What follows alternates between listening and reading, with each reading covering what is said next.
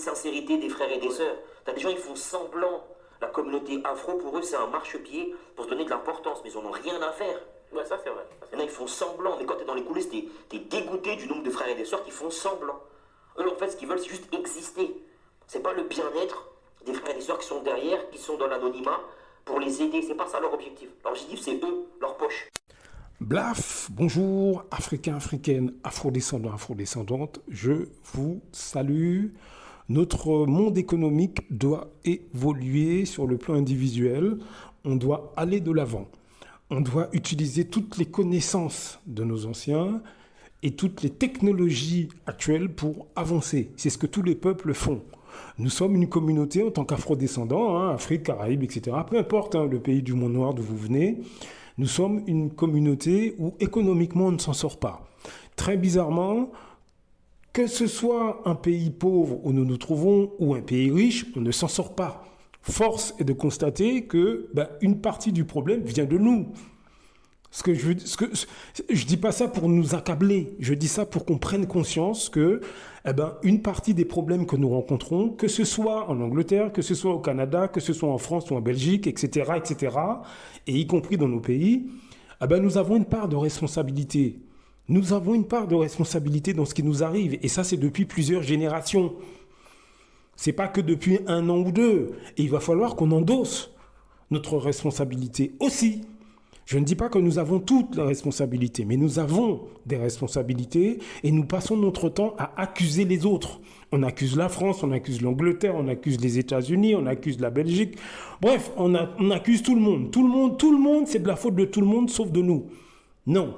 Mais en fait, d'où ça vient ça? D'où ça vient? Quand je dis nous, en réalité, je parle d'une catégorie d'afrodescendants qui sont sur toute l'échelle sociale, qui sont aussi parmi nos familles et nos amis, des gens qui se plaignent à longueur de journée, des gens qui constamment disent à leurs semblables « Ah ouais, vous êtes ceci, vous êtes cela », mais ils disent aussi que c'est de la faute des autres, que... etc., etc. Alors qu'eux font partie du problème. D'ailleurs, si ce n'est pas notre principal problème. Qui je décris? Ce sont des gens qui, soi-disant, se revendiquent africains, antillais, caraïbéens, guyanais, réunionnais, congolais, ivoiriens, etc., alors qu'ils n'en ont rien à foutre de tout ça. Donc, ce qui se passe, c'est qu'ils se plaignent au niveau de leur diaspora respectif, mais en réalité, ils n'en ont rien à foutre du monde noir, rien à foutre. Mais ils ne veulent pas que vous vous aperceviez de leur comportement. Ils ne veulent pas que vous vous rendiez compte de qui ils sont. Donc, qu'est-ce qu'ils font? Ils accusent le système. Ils accusent les Blancs, ils accusent ils accusent le racisme, etc. Mais sans vous dire que eux-mêmes méprisent le monde noir, sans vous dire que eux-mêmes encouragent le racisme au sein des autres communautés, sans vous dire que eux, quand ils sont dans les rues, ils ont du mépris vis-à-vis des semblables qu'ils ne connaissent pas. Voilà la réalité de cette catégorie d'afrodescendants que je mets en lumière dans toutes ces vidéos. Ces gens, économiquement, nous détruisent aussi. Ce sont des gens qui, au sein de nos familles, parce que ces gens existent, encore une fois, sur toute l'échelle sociale, ils sont en masse au sein des masses populaires et ils sont également au sein de votre famille et parmi vos amis. Oui, vous m'avez bien entendu.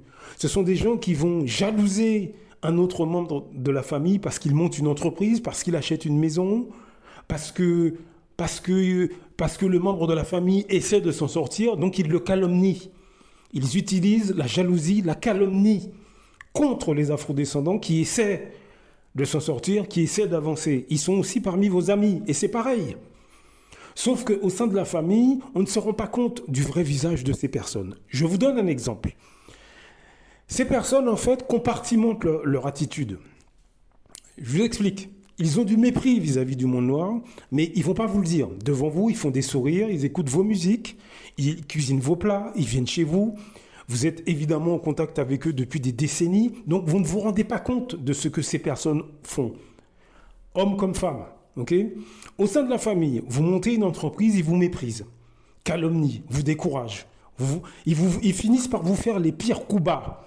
Vous avez des gens, des Africains ou des Afro-Antillais, etc., qui agressent physiquement les membres de leur famille parce que parce que, par jalousie, par méchanceté, ils ne veulent pas que vous ayez plus qu'eux, ils ne veulent pas que vous fassiez mieux. Donc, vous vous dites, bon, cette personne, c'est pas la peine, etc. Bon, mais à la limite, bon, c'est comme ça, etc. Sauf que, non seulement cette personne, potentiellement, ils agressent les membres de leur famille, ils les découragent, mais quand ils sortent de la maison, ils vont au sein des autres communautés, et là, ils méprisent le monde noir au sein des autres communautés. Ok? Donc, là, ce sont des gens donc, qui ont du dédain, du dégoût vis-à-vis de leur race, au sein de la famille, donc ils méprisent un membre de la famille qui, par exemple, monte une entreprise, il le calomnie, jalousie, comme on peut voir très souvent chez nous. Soyez honnêtes. En plus, cette personne va au sein des autres communautés mépriser, dénigrer le monde noir. Parce que c'est ce qu'ils font. C'est ce qu'ils font. Je le dis dans beaucoup de ces audios, j'ai observé ces gens pendant des années. Donc c'est pour ça que j'ai monté cette chaîne. C'est pas fini. Cette même personne, quand elle est dans les rues, elle méprise les afrodescendants du regard qu'elle ne connaît pas. Parce que ce membre de la famille, vous ne savez pas comment il se comporte quand il est à l'extérieur de la maison. Vous ne savez pas quand il se comporte quand il est au travail, quand il est au sein des autres communautés. Vous ne savez pas. Donc nous voilà avec quelqu'un qui cause des problèmes au sein de la famille, méchanceté, calomnie, qui dénigre le monde noir au sein des autres communautés et qui est dans les rues méprise les afrodescendants qu'il ne connaît pas. Il méprise du regard, incivilité, méchanceté, regard de mépris, de dédain, comme vous pouvez l'observer dans votre pays ou dans tous les pays d'Europe. Je n'invente rien, tout ce que je dis est vérifiable. Ok? Mais c'est pas fini. Cette personne arrive au travail, cette même personne arrive au travail et crée des problèmes à ses collègues de race noire. Donc vous avez un individu, homme ou femme, qui, effectivement, si on sépare les comportements, que ce soit dans la vie privée ou dans la vie publique, entre guillemets, c'est-à-dire au sein de la sphère publique, si on sépare ces comportements-là, en fait, on ne se rend pas vraiment compte de ce que font la catégorie des afrodescendants que je vous décris, qui sont sur toute l'échelle sociale. On ne se rend pas vraiment compte. Par contre, quand on observe leur comportement dans la sphère privée, mais aussi dans la sphère publique, on comprend ce qui se passe. Et pourquoi on est divisé? Pourquoi on a aussi des responsabilités? C'est parce que ces gens ont une maladie mentale et on n'en parle pas. On n'en parle pas. Ils nous divisent de l'intérieur avec les comportements que je viens de vous décrire. C'est-à-dire qu'au sein de la famille, mépris, jaloux vis-à-vis d'un membre de la famille qui veut s'en sortir. Au sein de la sphère publique, ils renient, dénigrent le monde noir parce que vous allez peut-être douter, mais je les ai vus faire, ces personnes. Ces Africains, ces Afro-Antillais, Martinique, Guadeloupe, Guyane, Congo, Côte d'Ivoire, etc., etc., etc., tout ce que vous voulez. Je les ai vus faire. Ils viennent de toute la Caraïbe francophone et aussi de tous les pays d'Afrique francophone. Je les ai observés, donc c'est pour ça que je vous en parle. Donc au sein de la sphère publique, ils méprisent le monde noir, non seulement au sein des autres communautés, mais quand ils sont dans les rues. Et dans la sphère professionnelle, ils créent des problèmes également à leurs semblables. Ils se débrouillent pour faire virer, parce que ça, oui, je l'ai vu, des Martiniquais, des Guadeloupéens, des Guyanais, des Africains d'une manière générale, qui créent tellement de problèmes à leurs collègues de race noire dans les boulots, que le collègue finit par se faire virer, le ou la collègue. Ou bien, ils empêchent les gens de passer des concours en allant les dénigrer à l'encadrement. Beaucoup de Martiniquais ont fait ça, natifs ou d'origine. Ils ont été dénigrés un collègue martiniquais comme eux-mêmes, ce qui fait que le gars ou la nana qui doit passer un concours, non, elle passe pas son concours parce que quelqu'un est venu au niveau de la direction raconter des conneries sur elle. Voilà ce que font des Africains, des Afro-Antillais, etc., vis-à-vis de leurs semblables. Mais vous imaginez bien que dans une société, et même dans nos pays d'origine, ça pose beaucoup de problèmes. Beaucoup de problèmes. C'est justement ce problème majeur, l'un des problèmes majeurs que nous avons, c'est ça. Et depuis plusieurs générations. Les gens que je vous décris sont à la tête de nos pays, parce que les Occidentaux ont repéré ces gens depuis longtemps. Et ils les utilisent à leur avantage. Ce sont eux qui arrivent à prendre le pouvoir dans nos pays grâce aux Occidentaux. Et ça donne ce que ça donne, par exemple, sur notre continent d'origine, l'Afrique. Ça donne ce que ça donne là. Dans la Caraïbe, c'est pareil. Les élus locaux sont choisis parmi cette catégorie d'afrodescendants qui n'a que du mépris vis-à-vis de leurs semblables. Vous avez vu l'État de la Martinique, la Guadeloupe, vous avez vu les départements d'outre-mer, comme on dit, vous avez vu le bordel que c'est? Chômage, chlordécone, cancer. Mais qui est à la tête du pays?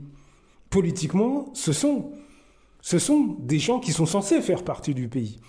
Eh bien voilà le problème que nous rencontrons et ça a des répercussions économiques sur nous tous. Ce sont des gens qui, par exemple, vous montez un magasin, mais ils ne viennent pas chez vous.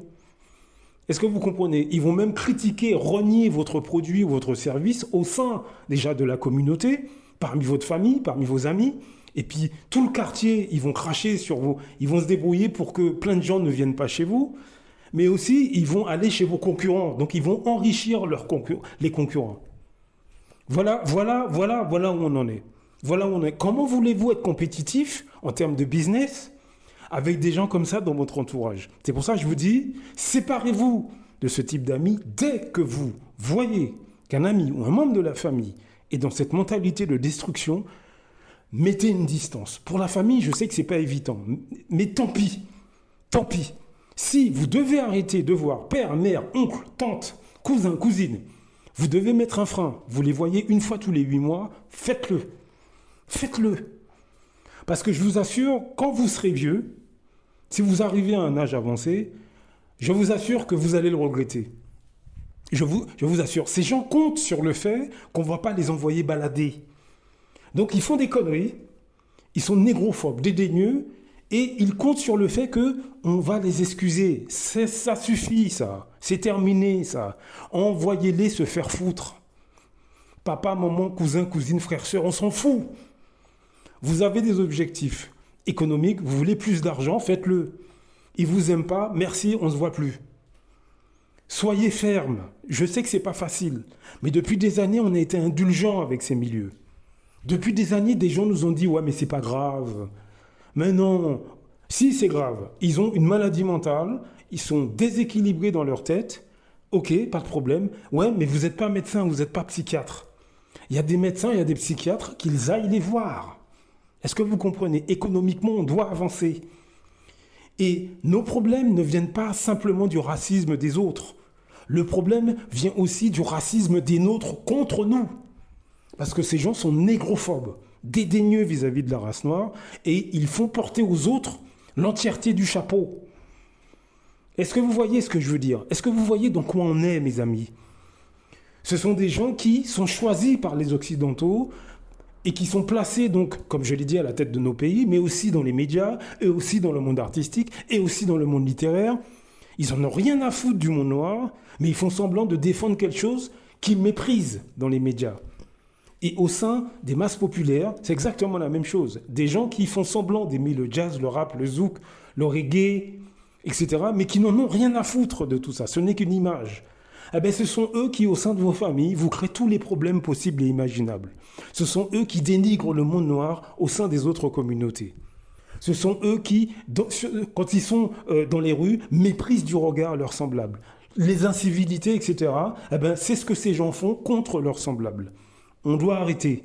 Concentrez-vous sur votre poids économique et avancez. Blaf! À très bientôt. Beaucoup d'Africains se lèvent contre des autres Africains. C'est généralement à travers la corruption. L'Europe, l'Occident le sait. La meilleure façon de faire tomber un Africain qui se lève pour les intérêts des Africains, il faut aller corrompre ses amis ou ses compatriotes. C'est comme ça, c'est toujours à cause de l'argent. Celui qui a fait tomber son cara, il a fait beaucoup. C'est parce qu'il voulait être son cara à la place de son cara.